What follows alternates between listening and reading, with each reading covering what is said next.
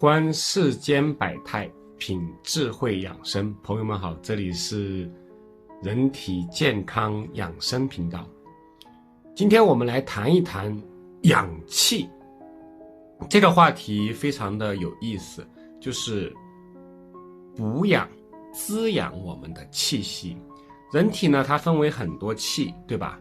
那我把它总结一下，我们不是说只是说胃气等等，《黄帝内经》那样的营气，那我们也可以把它讲成什么？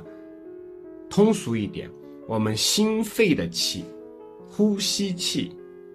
那我们的脾胃这个地方呢，也有气息，脾胃气还有我们周身的调和气，向下的下行气，它就分为几种。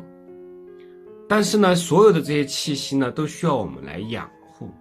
那么今天就教给大家一个非常简单的方法，特别是我们有的很多朋友呼吸其实是不正确的。我们的呼吸受到我们生活、饮食、情绪，包括性行为的影响，都会影响到我们整个身体的气脉。那么我们有什么样的方法让自己的气脉能够顺一点呢？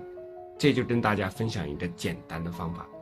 你只需要坐着、躺着，或者是仰着、靠着都可以。你去观察你的鼻子三角区的位置，你先体会到呼吸的进出。那么从中国古代各个圣贤都学习了什么自然，他们观察大自然的呼吸。比如说我们观察到自然界当中动物的呼吸，比如说乌龟，它的呼吸就很慢，它就很长寿。所以才有什么呢道家有的叫鹤息龟背它会观察鹤、龟，包括蛇。那么我们要去怎么样呢？就去体现它的呼吸的缓慢。我们也要有意识的去控制自己的呼吸，让自己气息缓慢一点。你感觉你的呼吸缓慢，并且什么有秩序。昨天我给大家讲了水泥鼻，对不对？这个呼吸也可以去缓解水泥鼻。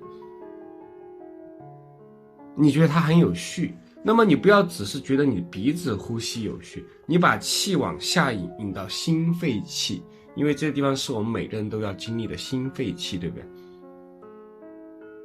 通过你的呼吸，让心肺的气也开始有序，然后再向下到脾胃。脾胃的气也有序之后，我们再向下到腹部，腹部的气随着呼吸也有序。有的朋友气到不了丹田，那没关系，我们就只观察我们的心肺气，你觉得它有秩序并且更和谐，这样就可以了。